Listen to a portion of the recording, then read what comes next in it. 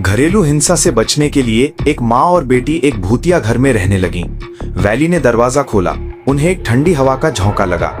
हालात से बेखबर दोनों अपने कपड़े समेट रही थीं। दरवाजे पर जोरदार दस्तक हुई। वैली ने दरवाजा खोला और एक आंख वाले नैटी के चेहरे पर डर के भाव उभर आए। वैली की उलझन देखकर उसने कहा, तुमने अभी कहा मुझे एक व्यक्ति याद है जिससे मैं एक बार मिला था। वैली ने सवाल करना जारी रखा, लेकिन नैटी ने बात बदल दी। वो इस व्यक्ति से बहुत सावधान लग रहा था। जरूरी निर्देश देने और जाने की तैयारी करने के बाद उसकी नजर गलती से दूसरी मंजिल की ओर पड़ गई। उसकी पुतलियां फैल गईं, मानो उसने कुछ भयानक देख लिया हो। वैली के नजरिए से सिर्फ पर्दे खुले थे। घबराकर नैटी ने अपना सिर नीचे कर लिया, ये कहते हुए कि घर में कुछ गड़बड़ है, और जल्दी से वहां से चला गया। उसकी बेटी शॉमिन अपने कपड़े समेट रही थी। उसे अलमारी में एक परियों की कहानी वाली किताब मिली और उसके पास पर्दे खोलने का समय नहीं था। वैली बेडरूम में दाखिल हुआ। मिन, मैंने तुमसे कहा था ना, खिड़की खोलो। मैंने नहीं खोली, खिड़की पहले से ही खुली थी। अगर मैं नहीं खुलती तो कौन खोलता? शॉमिन पर्दों को घूरती रही, क्योंकि कॉमिक्स में डूबी हुई उसे पता ही नहीं चला कि पर्दे कब खींच दिए गए। वैली जैसे ही अपना कमरा साफ कर रहा था, उसने देखा कि शीशा मोतियों के जाल की तरह बिखर गया है, जिस पर लाल खून के धब्बे अभी भी दिखाई दे रहे थे। घर अजीबोगरीब चीजों से भरा था, लेकिन वैली ने कोई ध्यान नहीं दिया। उस रात वैली शॉमिन को एक पुराना टीवी ठीक करने ले गई। अचानक टीवी बंद हो गया। तभी जोरदार बिजली कड़कने की आवाज आई। छोटी बच्ची डरी हुई नजरों से टीवी को देखती रही। उसने पीछे मुड़कर देखा, लेकिन कुछ नहीं था। शॉमिन इतनी डरी हुई क्यों थी? चलिए इस दृश्य को स्थिर कर देते हैं। अचानक वैली के पीछे एक दुष्ट आत्मा खड़ी थी। कोई आश्चर्य नहीं कि छोटी बच्ची इतनी डरी हुई थी, लेकिन उसने अपने माँ को नहीं बताया। खाना खाते समय उसके आसपास की बत्तियां टिमटिमाती रहीं। ये बात सभी को पता होनी चाहिए। उसके पीछे की दुष्ट आत्मा रोशनी के साथ फिर से प्रकट हुई। जियाओमिन अपना चम्मच पकड़े हुए कांप उठी। उसे यकीन था कि टीवी पर दिख रही अजीब चीज कोई भ्रम नहीं है। वो इतनी डरी हुई थी कि बोल नहीं पा रही थी। उसकी माँ, ये मानते हुए कि उसे अंधेरे से डर लगता है, एहतियात के तौर पर एक मोमबत्ती ले आई। जियाओमिन के चेहरे पर उदासी देखकर उसने पूछा। उसने धीरे से अपना नाजुक हाथ उठाया। मुझे दिखाई नहीं दे रहा कि वहां कौन है, लेकिन वॉली कुछ नहीं देख पा रहा था। बच्ची कुर्सी पर बैठी थी, हिलने से डर रही थी।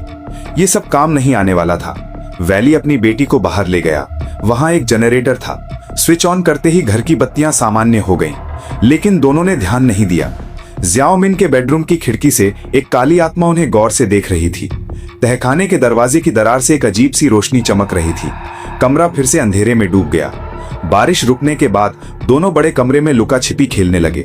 वैली अभी बिस्तर के नीचे छिपा ही था कि उसकी बेटी कमरे में प्रकट हो गई, लेकिन उसने एक शब्द भी नहीं कहा। वो मुड़ी और तेजी से चली गई।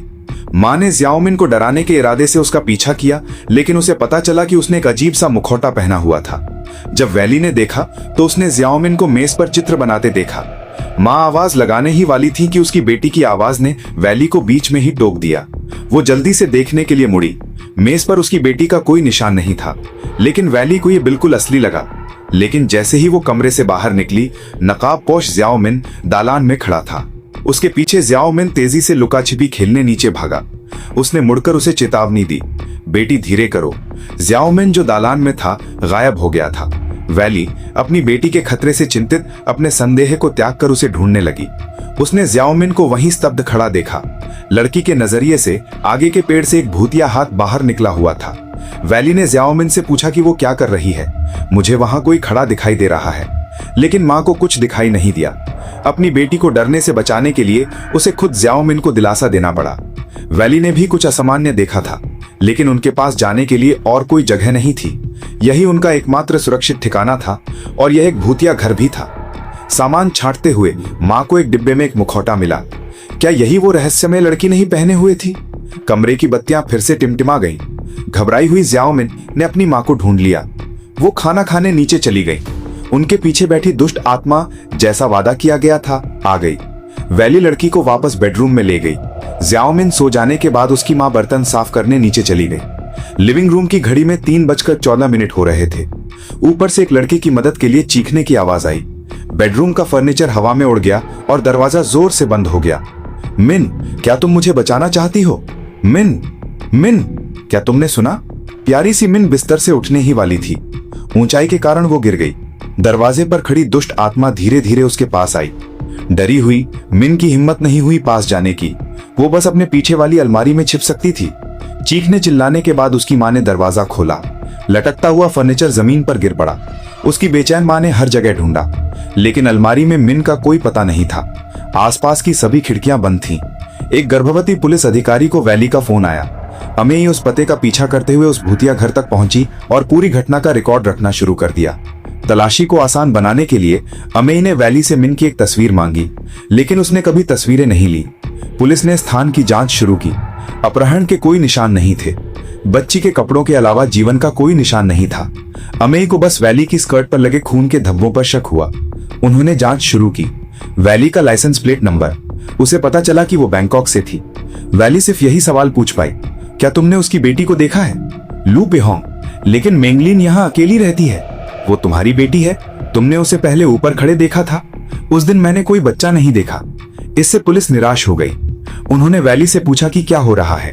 तुम्हारे पास कोई तस्वीर नहीं है, कोई सबूत नहीं है।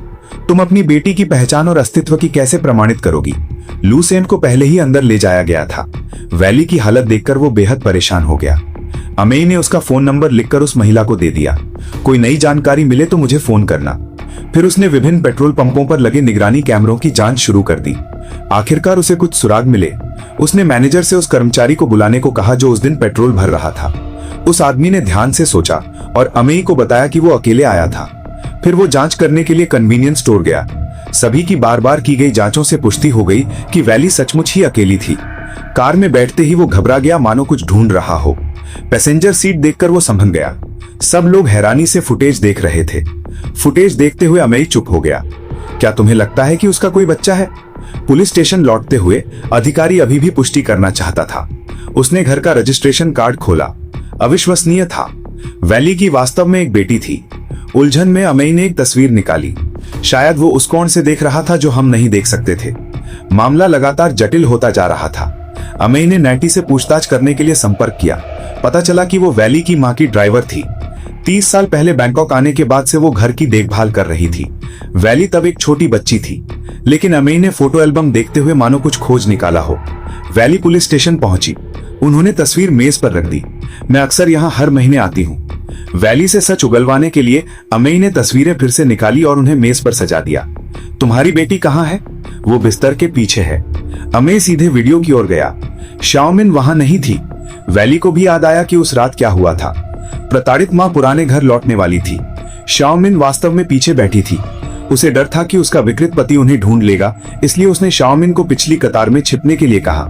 सबके नजरिए से वैली अकेली थी, लेकिन जब तक उसे उसका पति नहीं मिल जाता तब तक इसे साबित करने का कोई तरीका नहीं था। अमेई ने एल्बम से तस्वीरें निकाली। वैली ने उन्हें बड़ी खुशी से देखा। ये मेरी बेटी की है। तुम्हें ये तस्वीर कहां से मिली? उलझन में अमेई ने वैली से कहा, ये तुम्हारी बेटी की नहीं है, ये तुम्हारी बेटी की बेटी है। इसका क्या मतलब है? तुम सचमुच इस औरत को नहीं जान सकते।